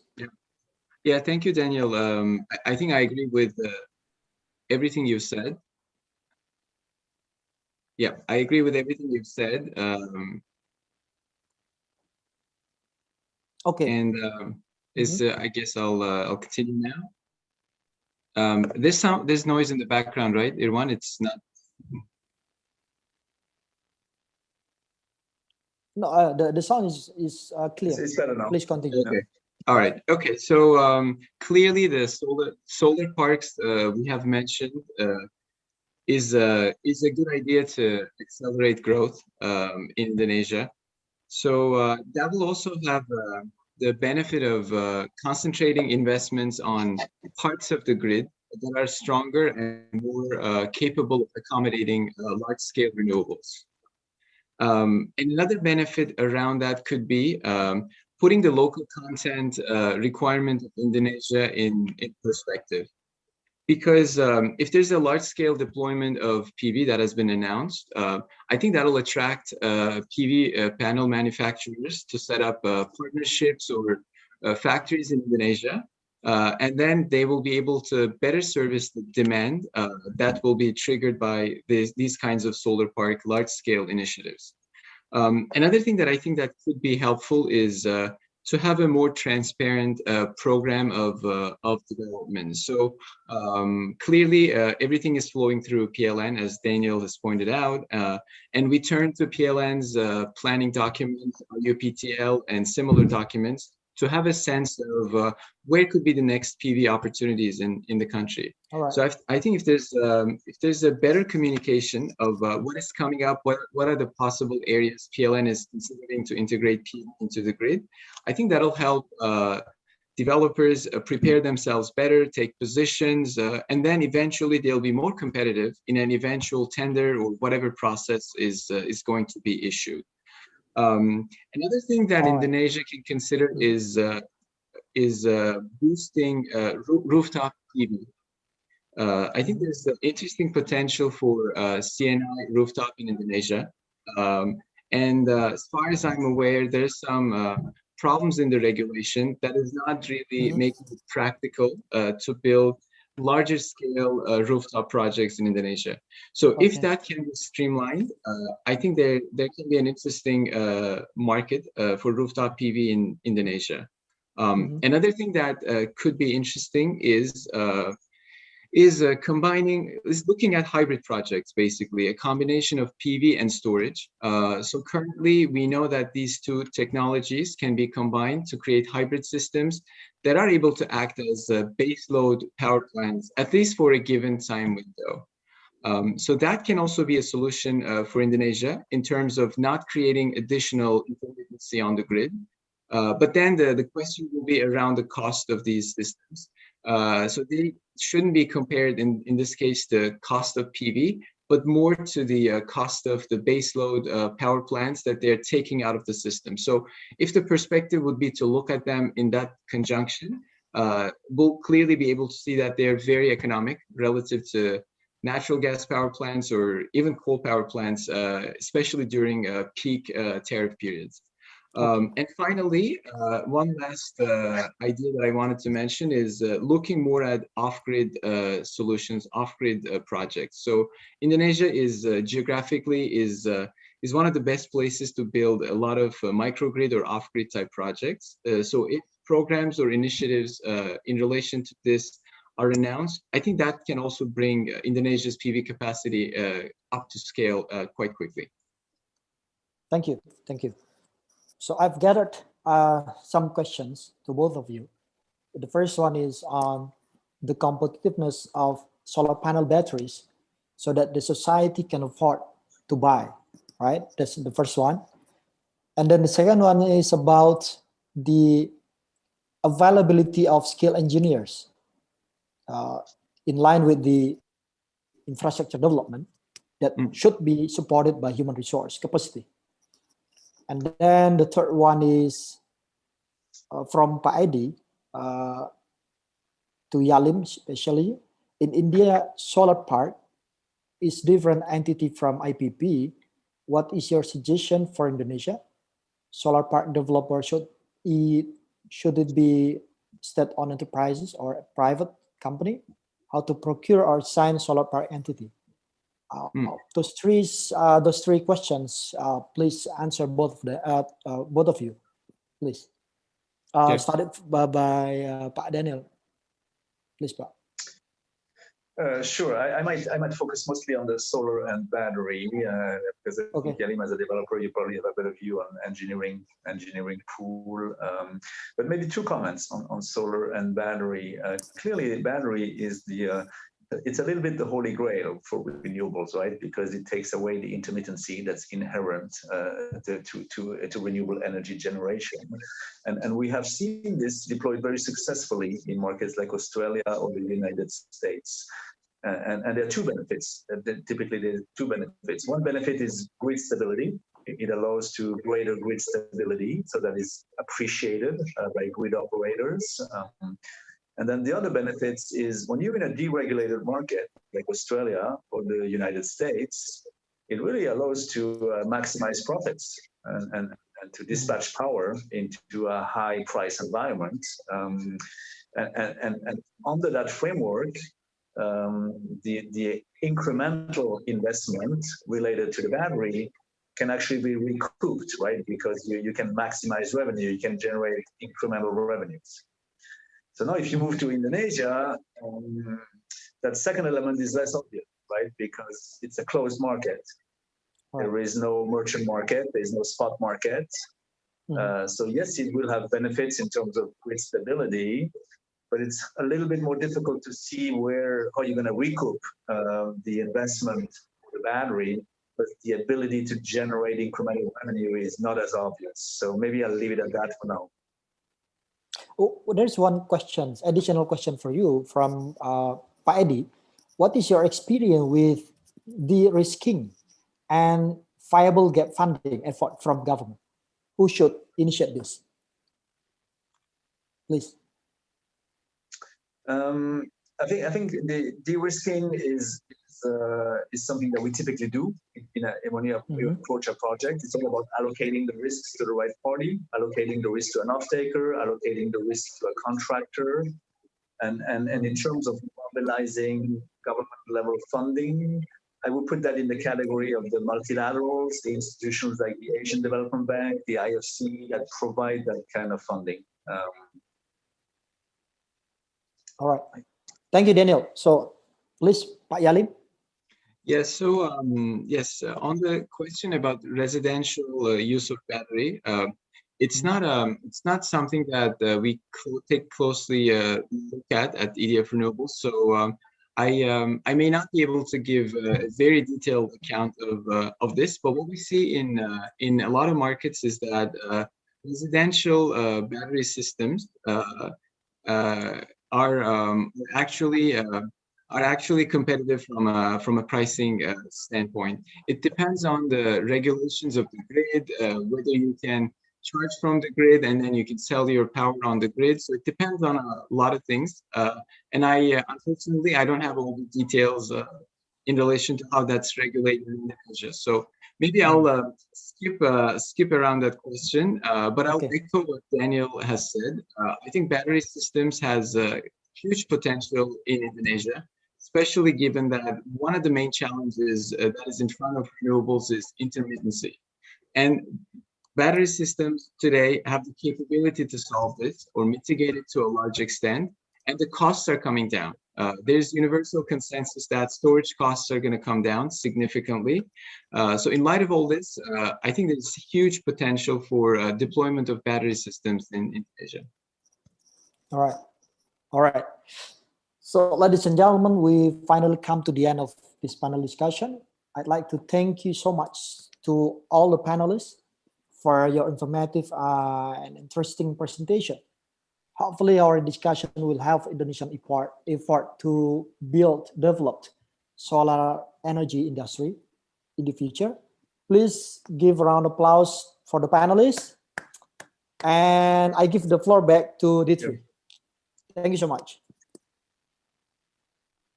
Thank you so much to all of the speakers for their brilliant presentations. I have spent some time taking notes. I've learned so much in the last 2 hours about this topic.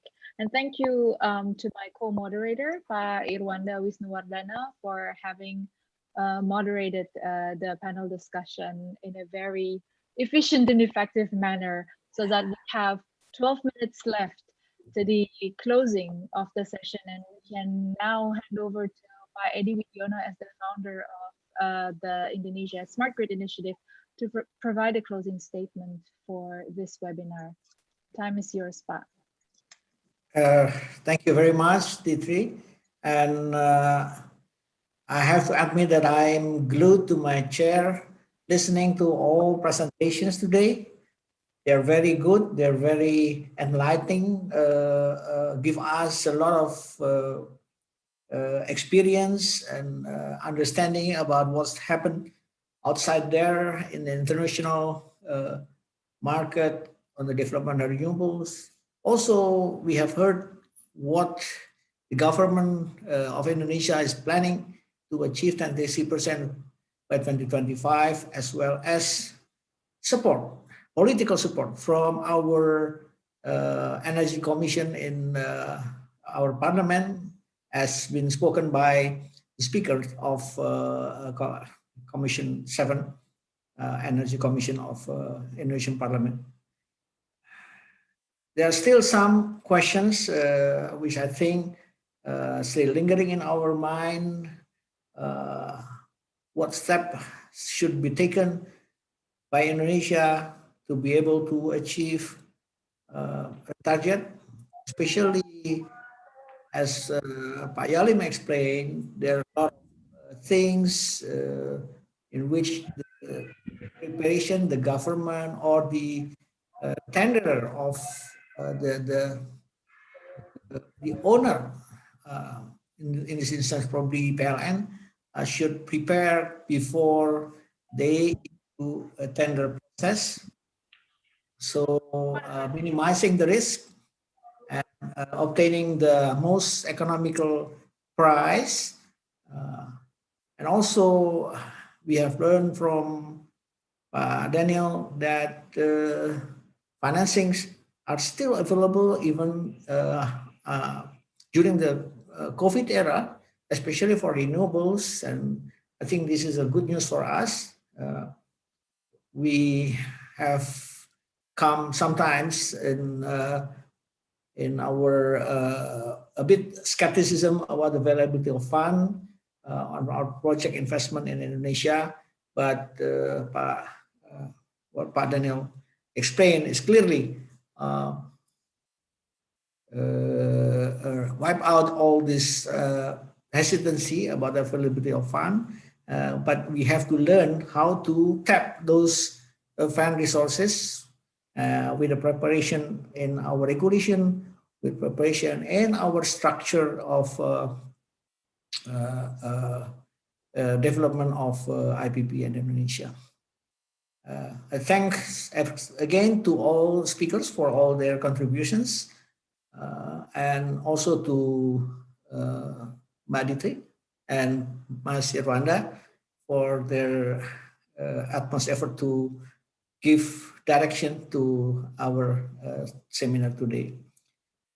This is not the last seminars that PJCI will conduct in order to educate, in order to share information, in order to give us more confidence that Indonesia could start with a big leap on achieving the target of renewable in Indonesia. With that, I declare that our seminar is closed. Again, thank you very much. Putri, is there anything that we still need? Perhaps a photo session together or something like that? But if not, then I will formally. Thank you, Pak Edi. Thank you, Pak Edi, for closing our webinar today. I will refer to Nisma from PJCI as the organizer. Do we have a photo session planned? We have 8 minutes left to the closing of this webinar. Is there a photo session planned? We can do photo session. Please, for all speakers, for attendees and moderators, you can turn on the video and we will take the photo session. Mr. Doni, can you to take it off, Mr. Feby? Okay, be ready. I will count for 3 times. First, 3, 2, 1. Then the next slide. 3, 2, 1. Then the next slide. 3, 2, 1. And the last 3, 2, 1.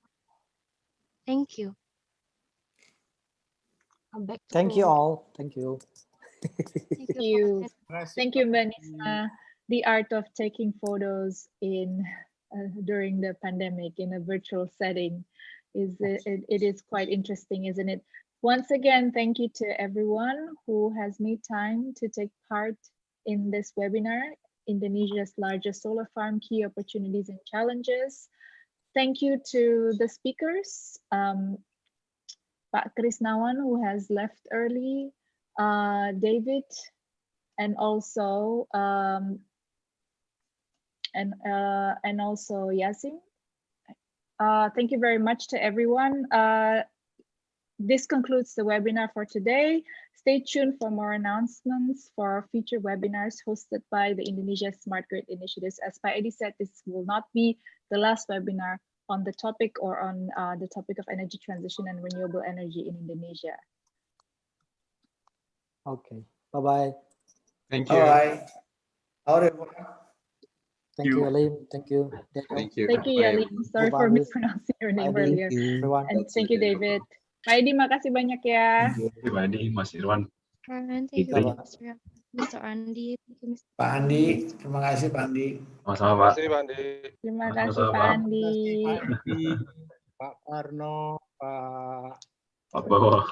Pak Bawa, Pak Bawa. Oh ya, Pak Bawa, sehat-sehat, Pak.